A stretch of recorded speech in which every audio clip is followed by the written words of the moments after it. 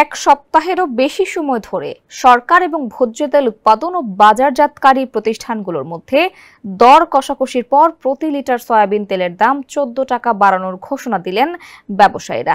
নতুন দাম অনুযায়ী প্রতি লিটার বোতলজাত সয়াবিন তেল কিনতে খরচ করতে হবে 189 টাকা, যা আগে ছিল 175 টাকা।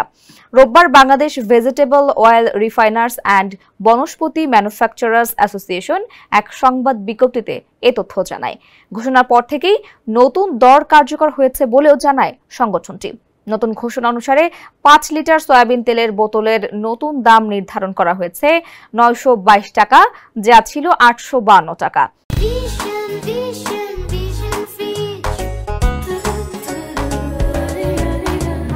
বোতলজাত তেলের পাশাপাশি খোলা সয়াবিন ও পাম অয়েলের নতুন দাম নির্ধারণ করা হয়েছে প্রতি লিটার 169 টাকা, যা আগে ছিল 157 টাকা। এর আগে গত 9 ডিসেম্বর সর্বশেষ বোতলজাত সয়াবিন তেলের দাম বাড়ানো হয়েছিল। তখন লিটার প্রতি দাম নির্ধারণ করা হয় 175 টাকা। জানা গেছে ঈদের আগে 27 মার্চ নতুন করে ভোজ্য তেলের দাম বাড়ানোর প্রস্তাব দেন মিল মালিকরা।